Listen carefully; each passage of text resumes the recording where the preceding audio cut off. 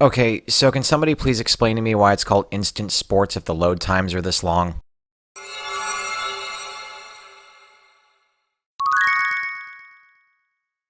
Salutations, everybody, and welcome to another episode of the Broken Controller Club. I'm your host, Ed, giving you the obligatory like and subscribe speech that you're likely really tired of hearing every time you watch somebody's video. But I also could use the support, so, sorry. If it helps, I'm tired of saying it. Believe it or not, it's hard for me to give a game a bad review when I can see the intentions are good, it's just that the game was just not made well. But even with bad games, I really will never begrudge anybody to get enjoyment out of them.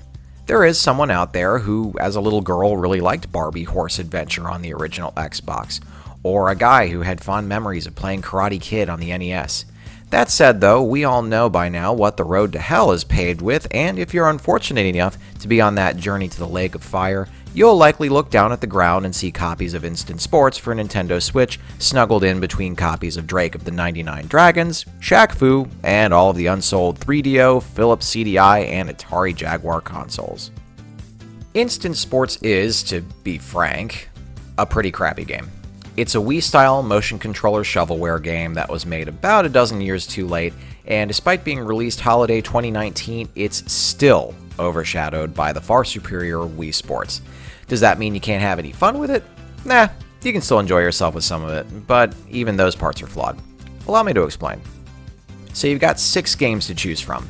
Run and Jump, which is known to everybody born after the 19th century as the Hurdles, Goalkeeper, a weird non-soccer soccer game, tennis, bowling, rafting, and baseball, which is more of a home run derby. When you first fire up the game, it'll make you choose your Joy-Con setup and force you to only use one of them. Remember that I mentioned this, it'll be important in a little while. Each game basically has you select the number of players, then you select some weird androgynous character with various hats and accessories you can customize them with, and then you're off to play the game you picked. You can customize the characters from the hat symbol on the menu. I picked this guy with a mustache that makes him a dress shirt and suspenders away from looking like he works at a craft brewery downtown to see what I can change on him. Imagine my surprise when I highlighted the no facial whatever option and his mustache just disappeared. I'm assuming never to return until I win the mustache from the prize shop. Like, that was it. It was gone after that. So obviously the intention here is to continue winning coins in these games and buying duffel bags and unlocking more craziness for your characters. The items you win are random, just like your typical loot boxes you'd see in other games. You might win a shirt, or you might win a new set of hurdles, because that's what everybody hopes for. Hurdles. Though the Viking boat in the rafting game that I won is actually kind of awesome. So, on to the games. Run and Jump's controls are confusing. You're supposed to keep the arrow in the little bubble, but then when you move the Joy-Con, then the bubble just goes up. Hit the red at the top and your guy starts running like a geriatric and you can't keep up with everybody and it screws up your timing jumping over the hurdles also. So yeah, crap. Goalkeeper is basically if they dumbed down the game Boom Ball and put it in a soccer setting. You each have a Joy-Con and you're obviously supposed to block the soccer balls, but then for reasons we couldn't figure out, the gloves would start getting smaller, and then also if you're skilled enough, you can go ahead and get some random power-ups that can do things like turn your opponent's screen upside down. It wasn't as bad as Run and Jump, but still could use some tweaking, or just an explanation of what all the power-ups are and what they do. Tennis. Tennis was so boring we played a match until someone scored and then finished it from there. From what I could see, there's no way to move your character if you choose the motion control option, so that means you're just waiting for the ball to get to you so you can shake the Joy-Con once to hit it.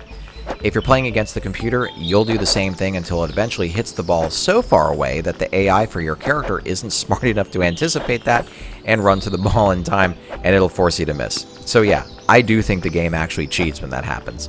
Also, the easy level is in the desert, because apparently that's the easiest place to play tennis. Bowling is self-explanatory. It plays like Wii Bowling, except it forces you to share a Joy-Con with everybody else playing, which annoyed me. Why can't we all just have a controller? And speaking of controllers, I told you this would come up again.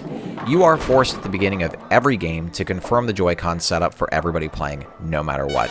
Let me tell you that it gets really annoying to have to tell the game every time which controller you're using, or that there's 2 of you playing, even though it's been that way the whole time. If it does that every game, why did it make you do a single Joy-Con when you first started the game at all? Rafting also wasn't bad. It's definitely prettier to look at than the other games, and if you use teamwork, I can see this actually being fun. There's some power-ups in this you can pick up while you're paddling around, and if you paddle really fast, the character starts spazzing out, and that was entertaining. And lastly is baseball. It's like a watered-down home run derby that's played from a really annoying angle, and there's no batter's box or anything that helps you get oriented. I also couldn't get a run to save my life, and now that I think of it, that's kind of like when I played actual baseball as a kid. So, is there anything good about this game? Like I said originally, if it's good-natured, budget-friendly, family-friendly game that just happened to not be made very well, then that doesn't bother me as much as the AAA titles that are shipped unfinished. Bowling, rafting, baseball, and even Goalkeeper aren't bad, but run and jump and tennis should be skipped. You want a track and field game? Play Mario and Sonic at the Olympic Games 2020. You want a tennis game? Play Mario Tennis Aces. And that is all I've got for today, everybody. But this is not the last you'll hear of Instant Sports. Thanks again for watching, and remember to politely click that subscribe button to get notified of more videos to come. Mahalo! Do you like what you see? Or did you lose a bet and have to subscribe to your most hated channel on YouTube? Do you feel sorry for me? Be sure to ding that sexy subscribe button before changing channels, as I have no shame and will take whatever I can get. Thanks again for watching.